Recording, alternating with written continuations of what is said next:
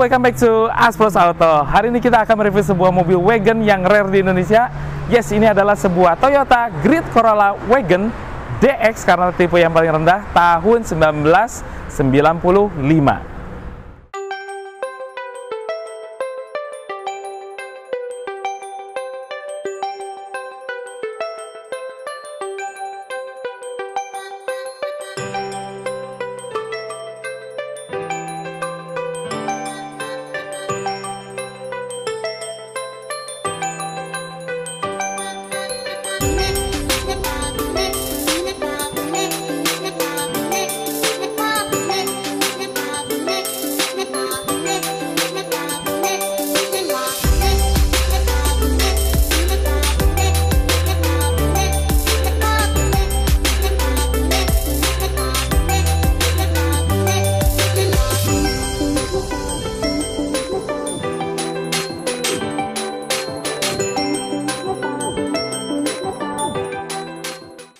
Bila dari sejarahnya si Toyota Corolla itu sudah saya bahas sedikit di video berikut, linknya ada di atas, dan di video itu berisi tentang Toyota Corolla Twin Cam atau Toyota Corolla generasi ke-6.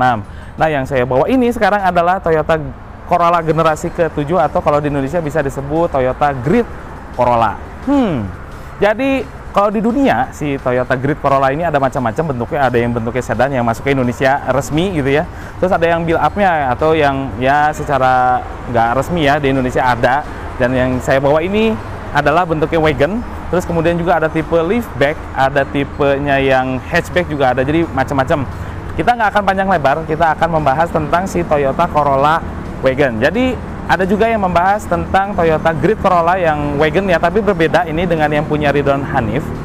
Jadi yang punya Ridwan Hanif itu adalah tipe yang teratasnya, sedangkan yang kami bawa ini adalah tipe Grid Corolla yang versi paling rendahnya atau yang udah disunat abis-abisan gitu ya. Dan adalah ini Corolla DX gitu ya kalau dibilang di luaran sana. Dia mesinnya adalah menggunakan 4E FE, jadi hampir sama dengan Starlet tapi yang injeksinya. Penasaran nggak? Nah, saya akan bercerita tentang bagian eksterior, bagian depan, belakang, kemudian juga dari interiornya, dan juga test drive-nya. Tapi sebelum itu, apabila sobat suka dengan video ini, klik like, share, subscribe, serta komen di kolom komentar untuk kemajuan channel ini, agar kami dapat menyuguhkan mobil-mobil rare yang ada di Indonesia seperti ini. Ya, saya tungguin ya subscribe-nya tuh. Sama loncengnya juga. Oke? Yuk!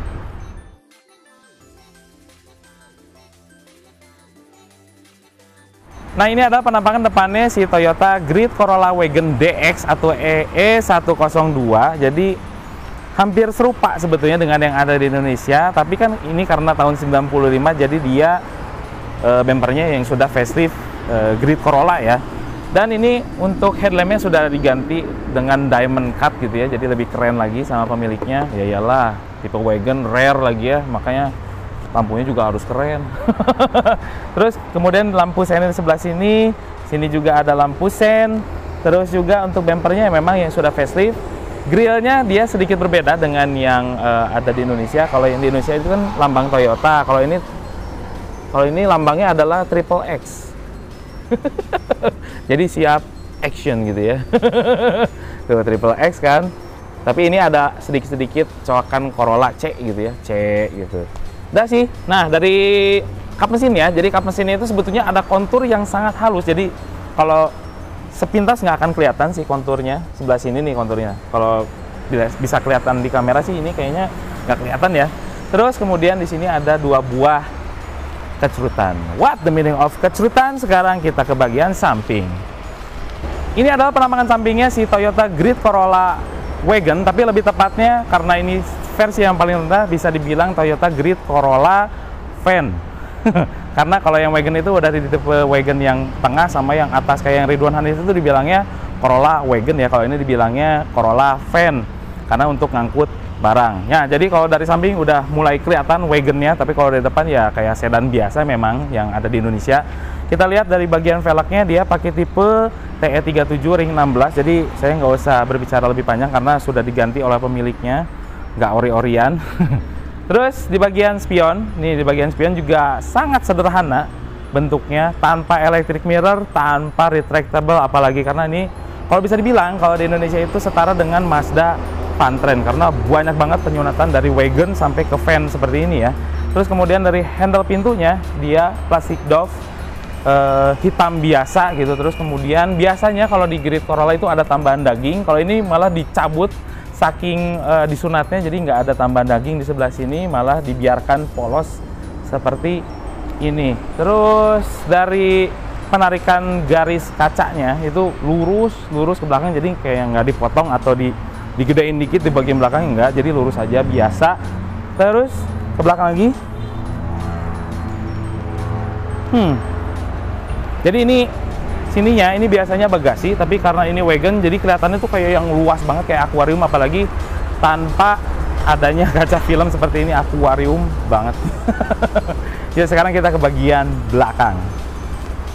Akhirnya kita sudah di bagian belakangnya si Toyota Corolla Van karena tipe DX, jadi ini terlihat JDM banget.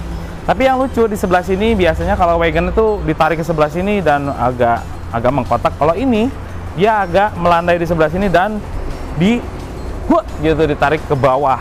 Jadi lucu banget. Terus kemudian dari bagian atasnya itu nggak biasa aja, jadi nggak ada kecerutan, apalagi ada rear defogger di sebelah sini, tapi belum ada yang namanya rear wiper. Terus kemudian ada tulisan stiker Corolla di sebelah sini. Di sini lambang Toyotanya, dan di sini adalah untuk membuka bagasi. Jadi ada handle-nya yang nyumput di balik yang hitam doff ini.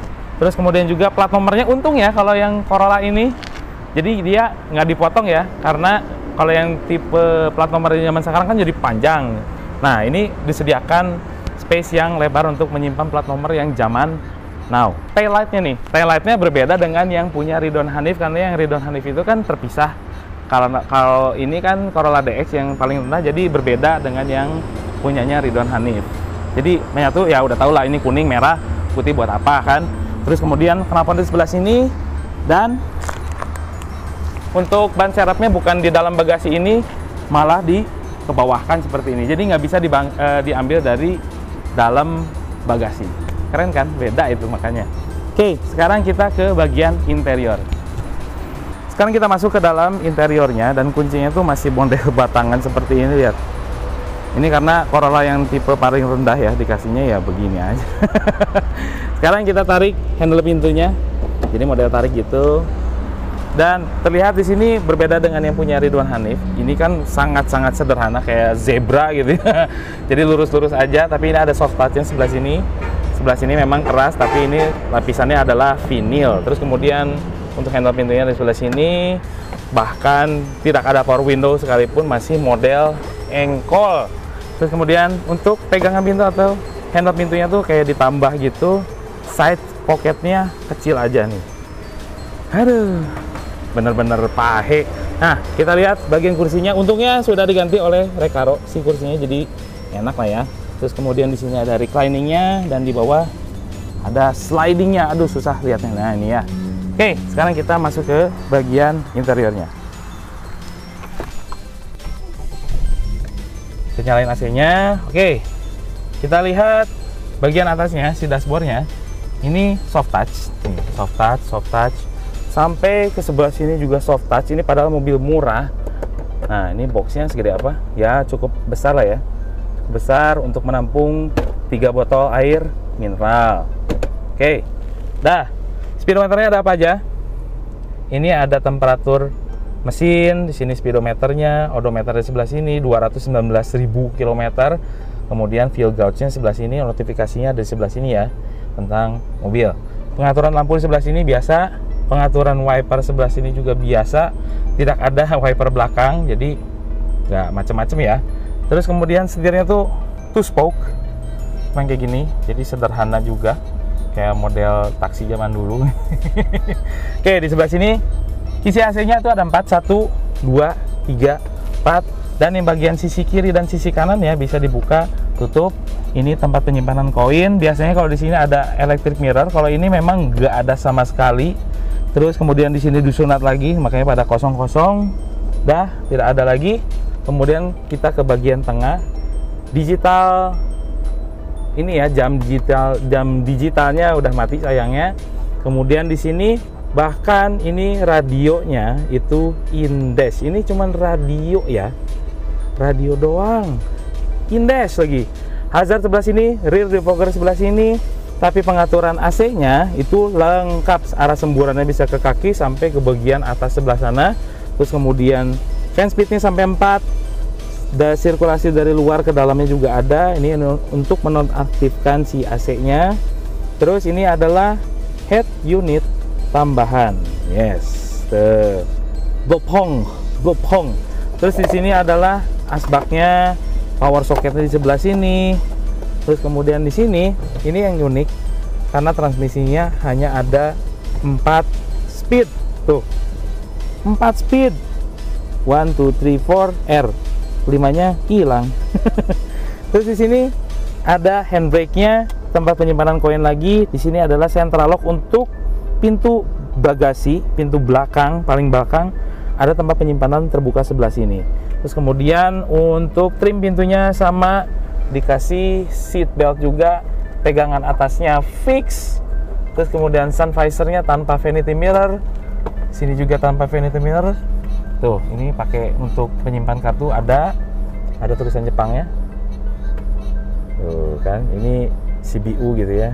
Dan yuk, sekarang ini adalah spion tengah tanpa centilan-centilan di sini, jadi nggak ada mode night and day. Begitu. Oke, sekarang kita ke bagian belakang. Sekarang kita jalan-jalan ke bagian jok belakangnya. Jadi joknya cuma sampai sini aja, karena yang tipe wagon memang di bagasinya nggak ada kursi lagi, jadi cuma sampai sini aja. Oke, kita masuk. Trim pintunya tuh hampir sama dengan bagian driver tuh. Jadi sederhana banget kayak model taksi. Jadi sangat sederhana. Ini juga masih model engkol. Oke, kita masuk. Aduh. Jadi posisi duduknya ini jauh dari kata nyaman, karena kalau bisa dibilang ini benar-benar kayak kita naik ke Mazda Fantren. Kalau pernah naik Fantren, rasanya sama seperti ini, cuman depannya seger ya, Toyota Corolla gitu ya, wagon. Dan ini lututnya kita mentok ke depan. Ini adalah posisi saya 172 cm. Kepalanya juga masih jauh, enak, tapi ini duduknya terlalu tegak beneran. Dan kursinya sampai disunat juga, headrestnya jadi nggak ada sama sekali. Jadi ini sebetulnya Corolla untuk membawa barang gitu ya. Nah, di tengah itu ada jendelan-jendelan seperti ini. Ada jendelan seperti ini. Terus kemudian apalagi, seat beltnya nggak ada, pegangan tangannya juga nggak ada sama sekali. Sini ada lampu kabin di tengah. Oh ya, di sini ada asbak ya, ada asbak. Oke, dah. Sekarang kita lihat keluasan bagasinya. Sekarang saya pengen lihat keluasan si kabin bagian belakang atau bagasinya si wagon van ini seperti apa gedenya. Dan untuk membuka si bagasinya itu cuman ada satu cara di sebelah sini. Dua. Jadi anak kunci di sebelah sini, ada handle sebelah sini. Tapi ini uniknya kalau si Corolla wagon ini, si kunci handle ini itu bisa dari dalam kabin. Jadi bukan di sebelah sini ya pengungkitnya, tapi hanya sebuah kunci saja di bagian dalam, di tengah panel itu. Yuk, sekarang kita buka. Jadi kayak Corolla atau Mazda itu ya, Fantren ya. Jadi polos gitu. Dan saya agak-agak ngejedog di sebelah sini. Ngejedog itu naonnya? Pokoknya what the meaning of ngejedog.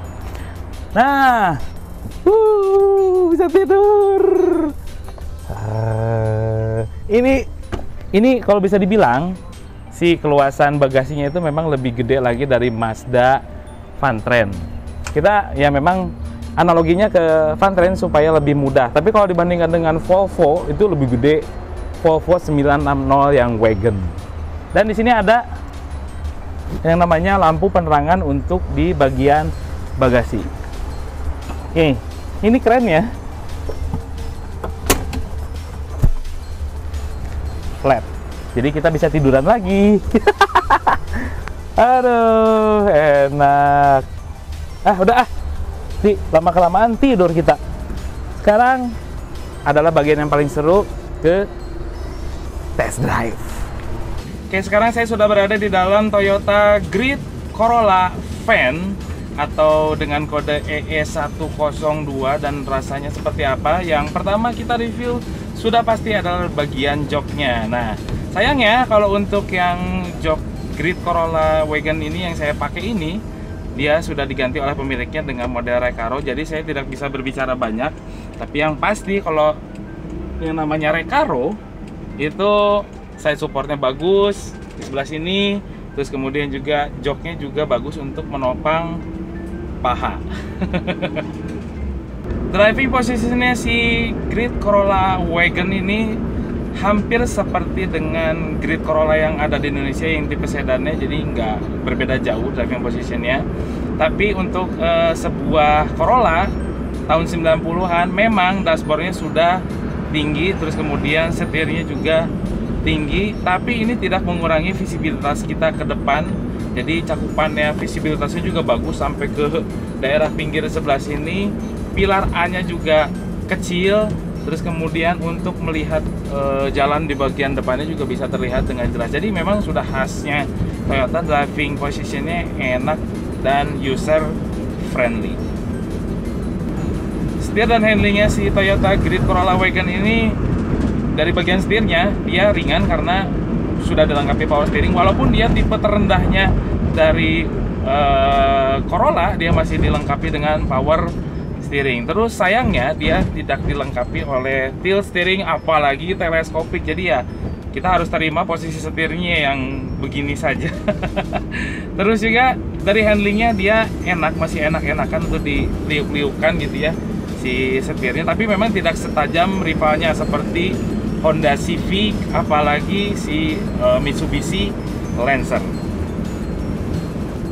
Suspensi Toyota Grid Corolla Van ini dia berbeda dengan wagonnya karena ini tipe van untuk muat barang. Jadi untuk per belakang dia menggunakan per daun. Coba bayangkan ini sebuah sedan pakai per daun di bagian belakang, tapi yang depannya memang independen, yang belakangnya masih per daun, dan ini hampir serupa dengan yang namanya Mazda Vantrend. Jadi memang terasa cukup signifikan di bagian sini karena untuk per di bagian belakang atau suspensi bagian belakang itu keras. Jadi untuk bagian depan it's okay, tapi bagian belakang duh gitu ya. Apalagi ini sama pemiliknya sudah di roll si pernya, jadi tambah keras lagi. Tapi demi tampilan ya yes, oke lah ya.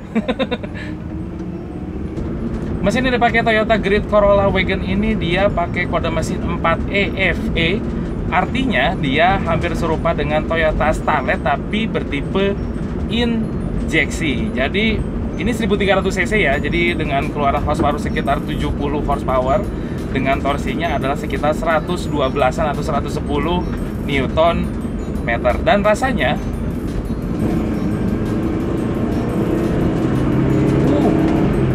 keras, keren juga nih tarikannya. Walaupun dia 1300 cc dengan menopang bodi yang agak berat, jadi menurut saya ini karakter mesinnya adalah karakter torsi. Transmisi yang dipakai Toyota Grid Corolla Van ini itu cukup berbeda dengan yang lainnya karena dia manual. Tapi yang lucunya adalah hanya 4 speed. Jadi jarang banget untuk mobil tahun 90-an masih dibekali 4 speed gitu loh. Dan memang ini untuk rasio giginya panjang-panjang ya, terutama berbeda banget dengan yang Corolla Wagon-nya, yaitu satunya tuh panjang, 2 panjang, 3 panjang, 4 panjang. Jadi memang gear rasionya, jadi tiap gigi itu panjang. Tapi anehnya tenaganya tetap ngisi di setiap gearnya. Ya memang mobil ini adalah peruntukannya untuk barang. Sistem pengereman si Toyota Grid Corolla Van ini, yang depan sudah cakram, belakang masih tromol tanpa ada embel-embel ABS, apalagi ada airbag dan segala macam memang tidak ada di sini dan disunat habis-habisan oleh Toyota. Jadi ya memang Corolla DX ini adalah versi pahenya dari Grid Corolla Wagon. Tapi ya untuk pengeremannya responnya baik, pakem. Jadi begitu kita tekan gasnya sedikit, udah mencengkeram dengan bagus pada bagian remnya.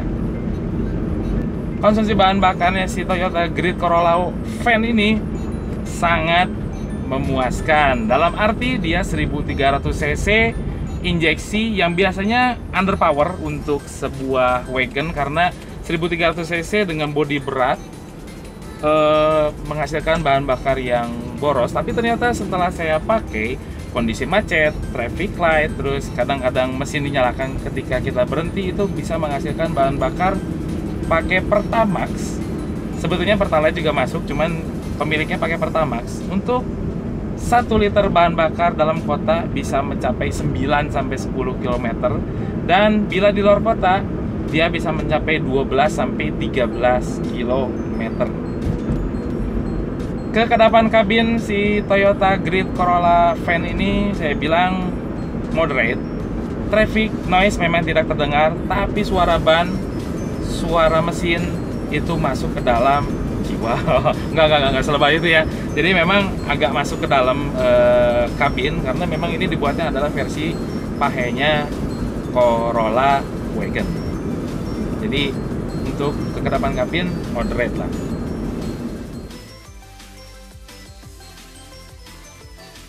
Akhirnya kita tiba di tahap kesimpulan apa yang saya pikirkan mengenai Toyota Grid Corolla Van, karena van itu adalah tipe yang terendah dari wagon. Yang saya pikirkan, pertama, kalau dari bagian interior, kemungkinan saya nggak ada komplain karena ini ada tipe yang terendah, jadi nggak ada fitur-fitur yang menyangkut elektrikal yang rumit gitu ya. Terus kemudian juga dari bodi-bodi luarnya juga banyak body partnya yang ya hampir serupa dengan Grid Corolla yang sedan. Tapi ini ada catatannya.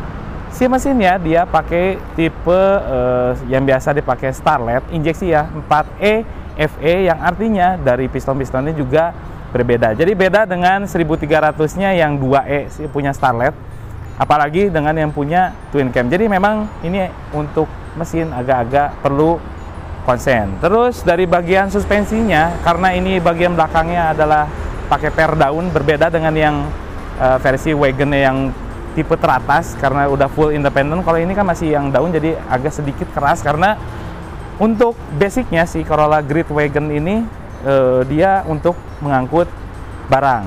Ini yang paling menarik dari segi harganya. Harganya memang sangat-sangat gelap banget.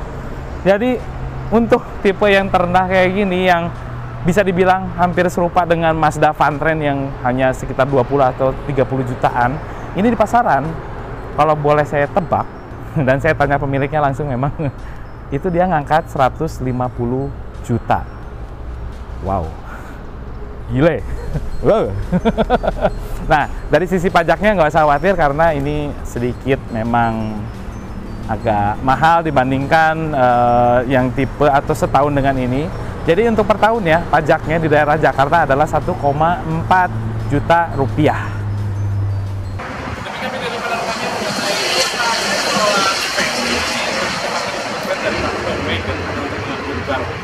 Apabila sobat suka dengan video ini, klik like, share, subscribe, serta komen di kolom komentar untuk masukan kepada kami sebuah koreksi dan juga apapun yang sobat ingin ketik di situ, karena itu membantu kita menjadi lebih baik di kemudian hari. Untuk itu saya Rizan Astronoto.